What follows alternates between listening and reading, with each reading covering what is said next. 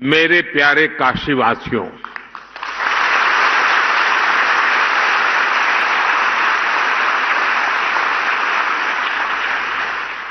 बाबा के आशीर्वाद से काशी का सम्मान आज नीत नई नई ऊंचाइयों को छू रहा है।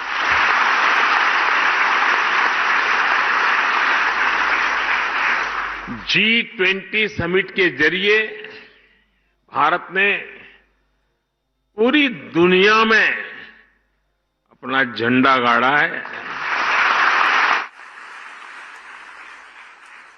G20 समिट के जरिए भारत ने पूरी दुनिया में अपना झंडा गाड़ा है, लेकिन उसमें काशी की चर्चा विशेष है।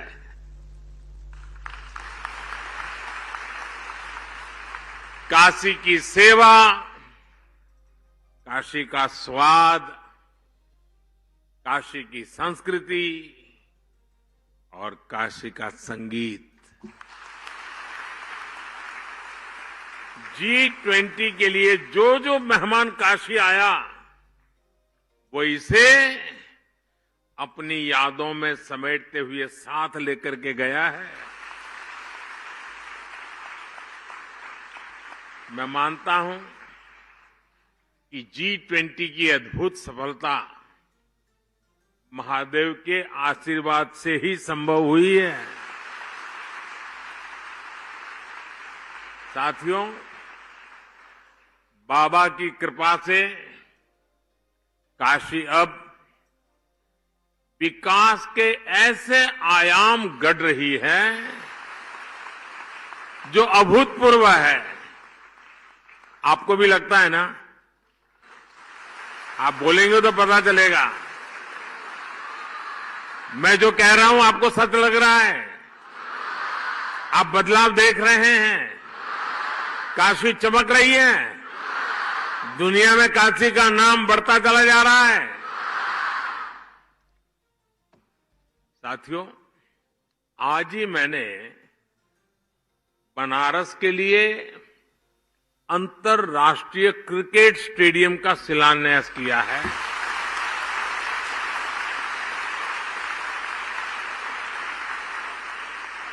और अभी अभी मुझे यूपी के 16 अटल आवासीय विद्यालयों के लोकार्पण का अवसर भी मिला है। मैं इन सभी उपलब्धियों के लिए काशीवासियों को बहुत बहुत बधाई देता हूं।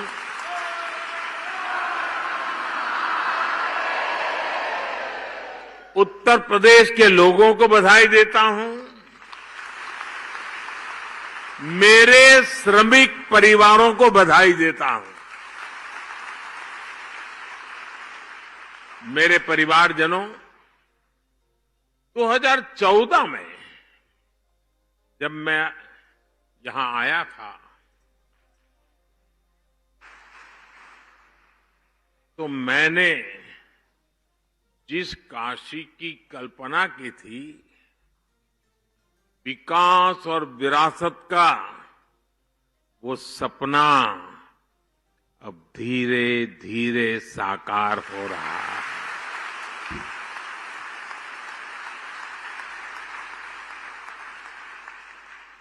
दिल्ली में व्यस्तता के बीच भी मैं काशी सांस्कृतिक महोत्सव के जो आपका कार्यक्रम चला और मैंने तो देखा, बहुत व्यापक रूप से लोगों ने हिस्सा लिया। तो मैं कभी रात को देर से पहुंचता था तो भी 2-5-10 मिनट निकाल के वीडियो देख लेता था क्या चल रहा है। और मैंने देखा बड़ी प्रभावित करने वाली आपकी प्रस्तुतियां थी। अद्भुत संगीत, अद्भुत प्रस्तुति। मुझे गर्व है कि सांस्कृतिक महोत्सव के जरिए मुझे इस क्षेत्र की, इस धरती की इतनी सारी प्रतिभाओं से सीधा जुड़ने का अवसर मिल गया। और अभी तो इस आयोजन का ये पहला साल रहा है, लेकिन फिर भी इसमें करीब 40,000 लोगों ने, कलाकारों ने हिस्सा लिया और लाखों दर्शक प्रत्यक्ष रूप में इसका आनंद लेने के लिए आए। मुझे विश्वास है बनारस के लोगों के प्रयास से आने वाले वर्षों में यह सांस्कृतिक महोत्सव अपने आप में काशी की एक अलग पहचान बनने वाला है।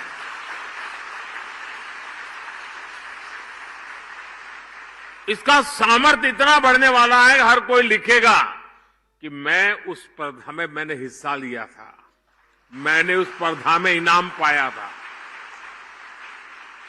और दुनिया भी पूछेगी, अच्छा उसमें आप नंबर लाए थे, तो आ जाइए, आपके इंटरव्यू की जरूरत नहीं है, ये होने वाला है। ये देश दुनिया के पर्यटकों के लिए, ये हमारा काशी आकर्षण का एक नया केंद्र भी बनेगा, ये मान के चलिए। मेरे परिवारजनों, काशी और संस्कृति एक ही चीज के, एक ही ऊर्जा के दो नाम है, आप उनको अलग कर ही नहीं सकते।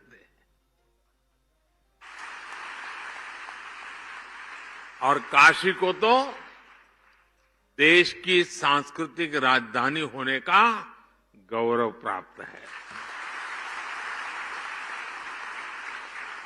और काशी की तो गली गली में गीत गूंजते हैं, और ये स्वाभाविक भी है, क्योंकि ये नटराज की अपनी नगरी है। और सारी नृत्य कलाएं नटराज के तांडव से ही प्रकट हुई है। सारे स्वर महादेव के डमरू से उत्पन्न हुए हैं।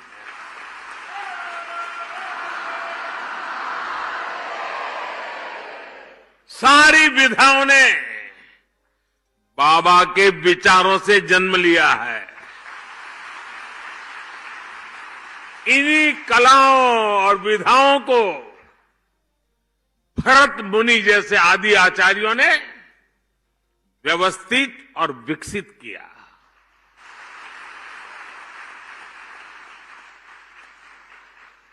और काशी मतलब 7 वार 9 त्योहार,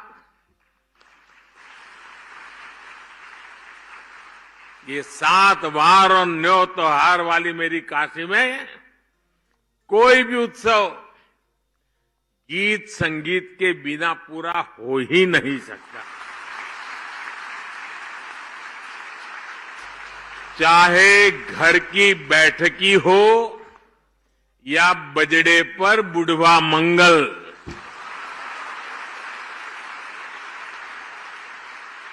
भरत मिलाप हो या नाग नथैया, संकट मोचन का संगीत समारोह हो या देव दीपावली पर यहां सब कुछ सुरों में समाया हुआ है। साथियों, काशी में शास्त्रीय संगीत की जितनी गौरवशाली परंपरा है, उतने ही अद्भुत यहां के लोकगीत भी है। यहां तबला भी है, यहां शहनाई और सितार भी है, यहां सारंगी के सुर भी है और यहां वीणा का वादन भी है।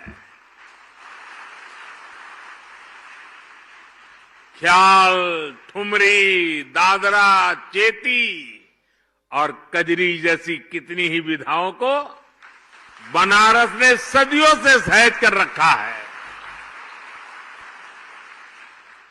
पीढ़ी दर पीढ़ी परिवारों ने, गुरु शिष्य परंपराओं ने भारत की इस मधुर आत्मा को जीवित बनाए रखा। बनारस का तेलिया घराना, पियरी घराना, रामापुरा कबीर चौरा मोहल्ले के संगीतज्ञ, ये विरासत अपने आप में कितनी समृद्ध रही है। बनारस के ऐसे कितने ही कलाकार हैं जिन्होंने पूरे विश्व में अपनी छाप छोड़ी है। मैं सबके नाम लेना शुरू करूंगा तो शायद कितने दिन निकल जाए। कितने ही विश्व प्रसिद्ध नाम यहां अभी हमारे सामने उपस्थित है। मेरा सौभाग्य है कि मुझे बनारस के ऐसे कई सांस्कृतिक आचार्यों से मिलने का, उनके साथ समय बिताने का सौभाग्य मिला है। साथियों, आज यहां काशी सांसद खेल प्रतियोगिता के पोर्टल को भी लॉन्च किया गया है। सांसद खेल प्रतियोगिता हो, सांसद सांस्कृतिक महोत्सव हो, काशी में नई परंपराओं की ये तो शुरुआत है। अब यहां काशी सांसद ज्ञान प्रतियोगिता का भी आयोजन किया जाएगा। कोशिश यही है कि काशी के इतिहास, यहां की समृद्ध विरासत, यहां के त्योहार, यहां के खान पान के प्रति जागरूकता और बढ़े। सांसद ज्ञान प्रतियोगिता भी बनारस के शहरी और ग्रामीण इलाकों में अलग अलग स्तर पर आयोजित की जाएगी। साथियों, काशी के बारे में सबसे ज्यादा काशी के ही लोग जानते हैं और यहां का हर व्यक्ति, हर परिवार वो सच्चे अर्थ में काशी का ब्रांड एम्बेसडर है। लेकिन साथ ही ये भी जरूरी है कि सभी लोग काशी के बारे में अपनी जानकारी को अच्छी तरह बता पाएं। और इसलिए शायद देश में पहली बार मेरे मन में एक इच्छा है, यहां शुरू करूं। आप सबका साथ मिलेगा? आपको पता तो है नहीं मैं क्या कहने वाला हूं, फिर भी हाँ कह दिया। देखिए, कोई भी टूरिस्ट प्लेस होता है, यात्रा धाम होता है, तो आज के युग में उत्तम से उत्तम गाइड बहुत आवश्यक होते हैं।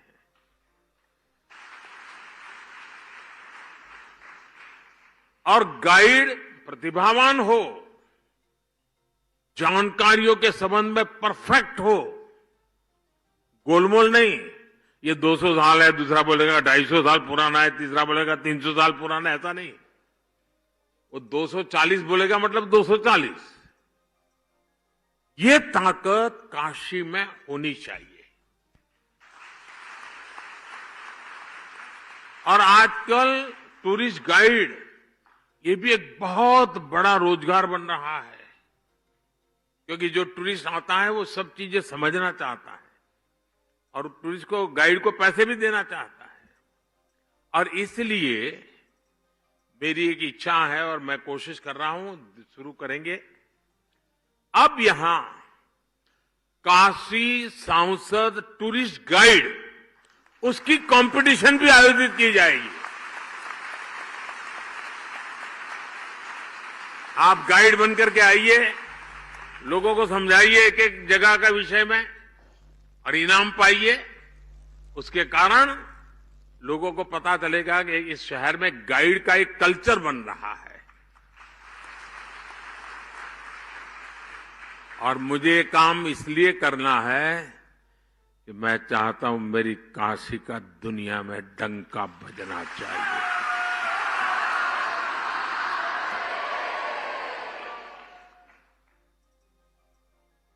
और मैं चाहता हूं कि पूरी दुनिया में अगर कोई कहीं गाइड की बात करे तो काशी के गाइड्स का नाम सबसे सम्मान से लिया जाए। मैं सभी काशीवासियों से अपील करना चाहूंगा कि आप अभी से तैयारी करिए और बढ़ चढ़ करके उसमें हिस्सा लें। मेरे परिवारजनों, हमारा बनारस सदियों से शिक्षा का भी एक बड़ा केंद्र रहा है। बनारस की शैक्षणिक सफलता का सबसे बड़ा आधार है इसका सर्वसमावेशी स्वभाव।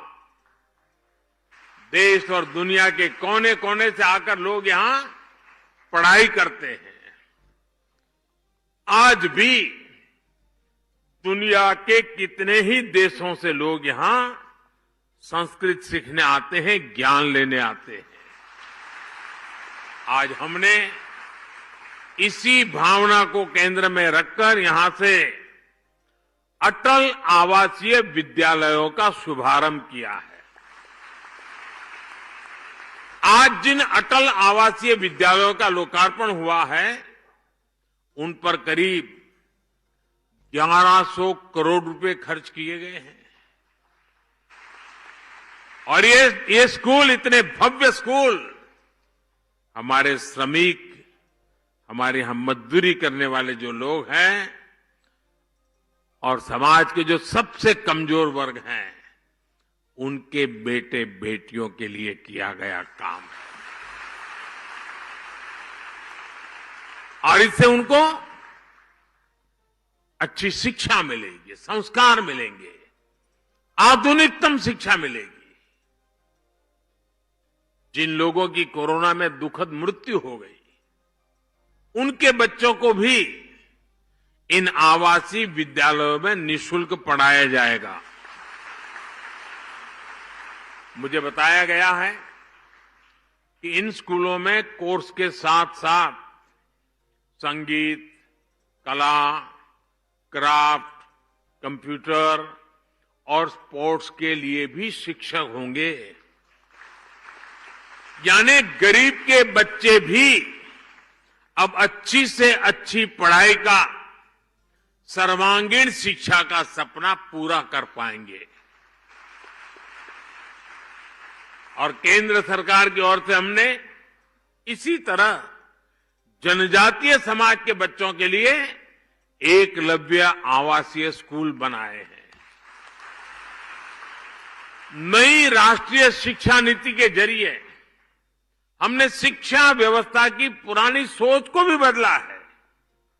अब हमारे स्कूल्स आधुनिक बन रहे हैं, क्लासेस स्मार्ट हो रही हैं। भारत सरकार ने देश के हजारों स्कूलों को आधुनिक बनाने के लिए पीएम श्री अभियान भी शुरू किया है।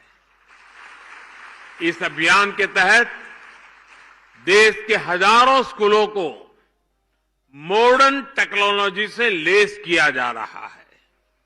साथियों, काशी में सांसद के तौर पर जो भी नए कार्यक्रम शुरू हुए हो रहे हैं उन सभी में मुझे आपका भरपूर सहयोग मिल रहा है।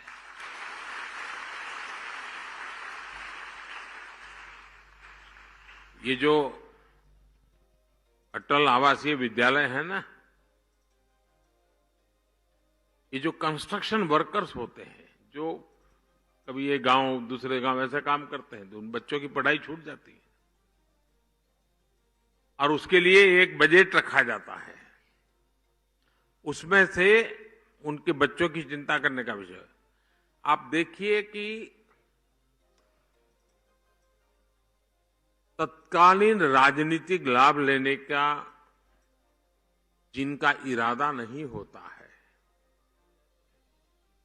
स्वार्थ भाव नहीं होता है, वो कैसे काम करते हैं, और जिनके दिल दिमाग में सिर्फ चुनाव ही भरा रहता है, कैसे भी करके वोट बटोरने की खेल खेलने की आदत रहती है, वो ऐसे पैसों के कैसा बर्बाद करते हैं। आप हिंदुस्तान में जानकारी लेंगे तो पता चलेगा। ये पैसे सभी राज्यों के पास है और भारत सरकार ने पूरी की पूरी उनको छूट दे के रखी है, लेकिन ज्यादातर राज्य वोट मिलने वाले कामों के लिए उन पैसों को खपा रहे हैं, जबकि योगी जी ने, और मेरी बात तो बहुत पहले हुई थी लेकिन उन्होंने मन में रखा, और आज और ये बच्चे इतने तैयार होंगे ना, उस परिवार को फिर मजदूरी करने की नौबत ही नहीं रहेगी। अभी मैं ये अटल आवासीय विद्यालय के कुछ बच्चों को मिल के आया। श्रमिक परिवार के बच्चे थे, पक्का घर भी कभी देखा नहीं था, लेकिन इतने कम समय में जो आत्मविश्वास मैंने उनका देखा, मैं उनके सभी टीचर्स को भी बधाई देता हूं। जिस आत्मविश्वास से बातें कर रहे थे और प्रधानमंत्री को जिस प्रकार से वो ड्रिल कर रहे थे, ऐसे सवाल पूछ रहे थे। अब मैं भी तो कोई सिलेबस पढ़ के आया नहीं था, मुझे दिख रहा था कि इन बच्चों में स्पार्क है, सामर्थ्य है, और मैं पक्का मानता हूं दोस्तों, 10 साल के भीतर भीतर देखना इस स्कूलों में से उत्तर प्रदेश की, काशी की आन बान शान निखरने वाली है।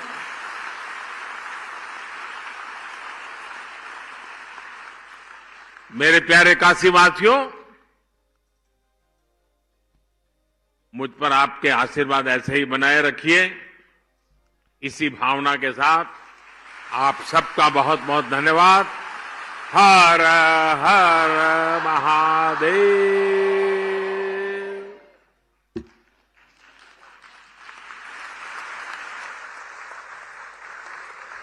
बहुत बहुत धन्यवाद माननीय।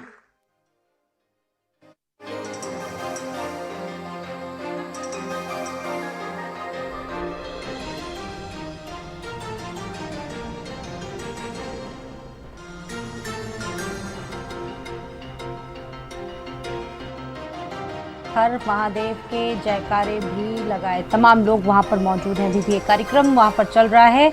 रुद्राक्ष कन्वेंशन सेंटर में प्रधानमंत्री ने लोगों को संबोधित किया। अपने संबोधन में भी उन्होंने आज लोगों से संवाद कायम किया। बता दें आपको कि 16 विद्यालयों के बच्चों से वर्चुअली संवाद के जरिए वो जुड़े थे और अब सांसद खेल प्रतियोगिता का शुभारंभ भी यहाँ पर हो गया है। तो आज अपने संसदीय क्षेत्र काशी के दौरे पर उन्होंने काफी समय बिताया और अब ये जो कार्यक्रम है वो समापन की तरफ आगे बढ़ रहा है। अटल आवासीय विद्यालय का भी लोकार्पण से जुड़ा कार्यक्रम ये रखा गया था।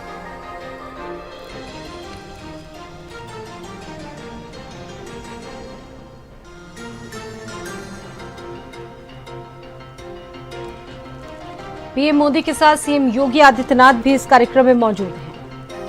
रुद्राक्ष कन्वेंशन सेंटर में आज काशी अटल आवासीय विद्यालयों का उद्घाटन प्रधानमंत्री नरेंद्र मोदी ने किया। इसके साथ ही अटल स्कूल वाराणसी के बच्चों से प्रधानमंत्री ने सीधा संवाद किया।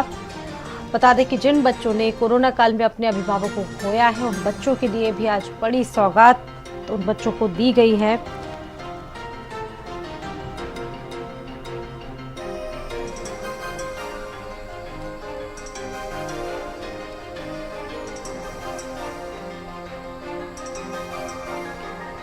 दरअसल कोरोना काल में अपने माता पिता को खो चुके बच्चों की शिक्षा के लिए यूपी सरकार ने अटल आवासीय विद्यालयों की घोषणा की थी ताकि बच्चों को विकास की मुख्य धारा से जोड़ा जा सके।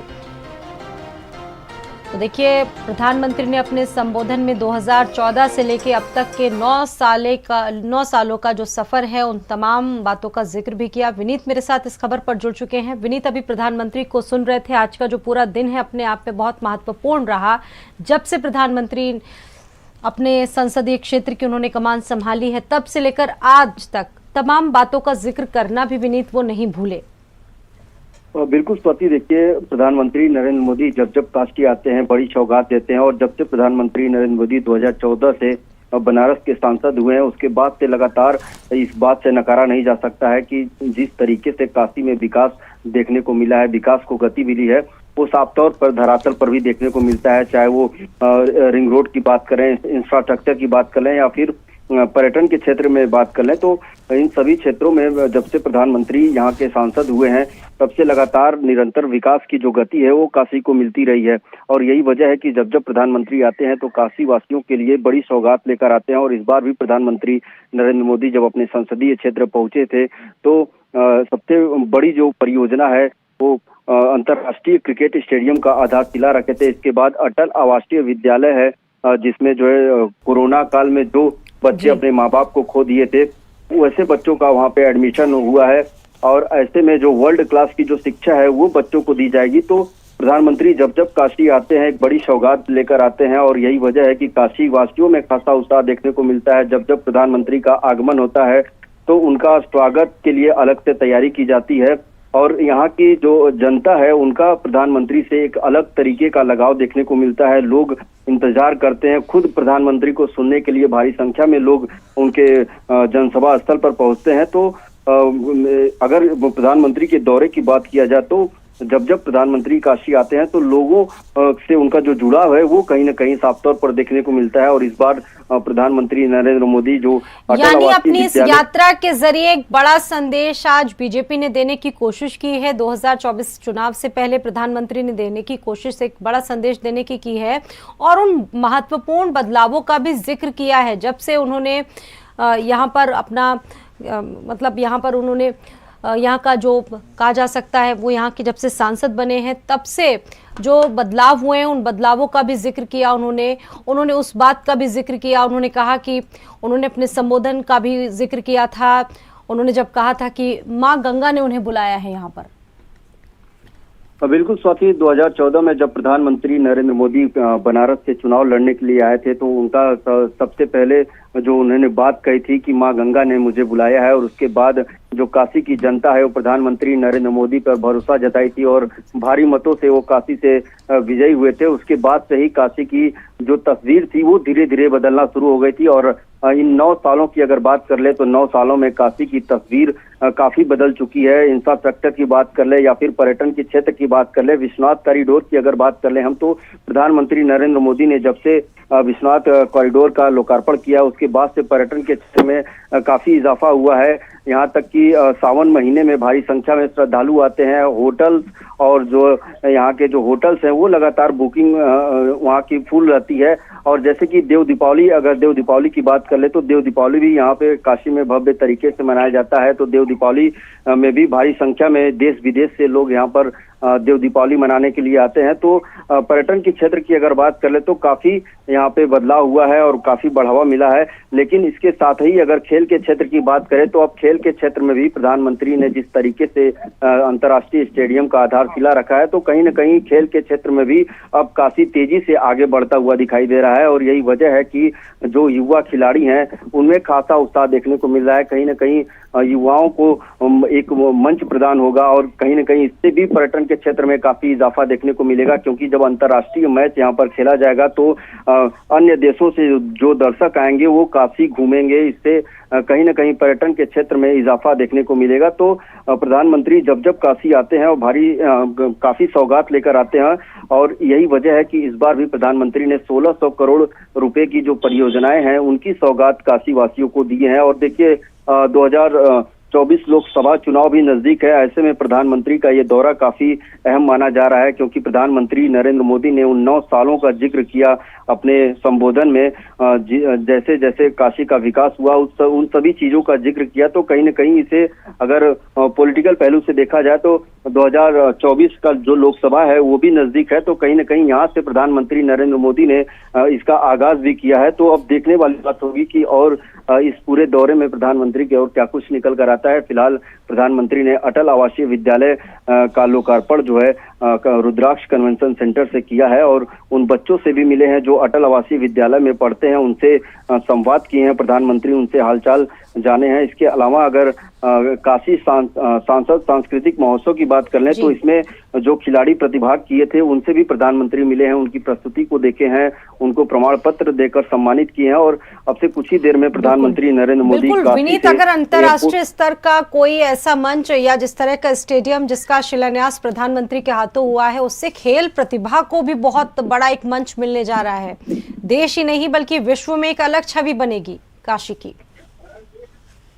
बिल्कुल स्वाति, देखिए अगर अंतर्राष्ट्रीय क्रिकेट स्टेडियम की बात कर ले तो कहीं न कहीं यहाँ की जो खेल की जो प्रतिभा है वो कहीं न कहीं जो युवा हैं उनको एक मंच मिलेगा अपनी प्रतिभा को निखारने के लिए। और इस स्टेडियम की अगर बात कर ले तो इसका स्वरूप भी कहीं न कहीं काशी की जो काशी और शिव की जो छटा है वो इस स्टेडियम में देखने को मिलेगी। पूरी तरीके से स्टेडियम का जो स्वरूप है वो शिवमय होता हुआ दिखाई दे रहा है, क्योंकि जो मॉडल निकलकर सामने आया है, चाहे उसकी फ्लड लाइट की अगर बात कर लें तो फ्लड लाइटें जो होगी स्टेडियम में वो त्रिशूल के आकार की होगी। जो त्रिशूल जो स्टेडियम का जो गेट होगा उसमें डमरू का आकार दिया गया है। इसके अलावा जो बैठने की जो सीटें होंगी वो घाट की सीढ़ियों की तरह बनाई गई हैं। तो कहीं न कहीं अंतर्राष्ट्रीय स्टेडियम बनने से जो यहाँ के युवा हैं, जो खिलाड़ी हैं, उनको काफी सहयोग मिलेगा। और इसके अलावा पर्यटन के क्षेत्र में भी काफी बढ़ावा देखने को मिलेगा, क्योंकि जो अंतर्राष्ट्रीय मैच यहाँ पर होंगे, जैसे IPL होंगे, तो दूर दराज से जो दर्शक यहाँ पर देखने के लिए आएंगे वो कहीं न कहीं काशी घूमेंगे, बाबा काशी विश्वनाथ मंदिर में जाएंगे, दर्शन पूजन करेंगे। तो इससे पर्यटन के क्षेत्र में काफी बढ़ावा देखने को मिलेगा। जी बिल्कुल, विनीत मेरे साथ जुड़े हुए हैं, जानकारी दे रहे हैं कि आज पूरे दिन इतना समय बिताया प्रधानमंत्री नरेंद्र मोदी ने, आज बड़ी सौगातें दी हैं, चाहे अंतर्राष्ट्रीय स्टेडियम की बात की जाए, अटल आवासीय।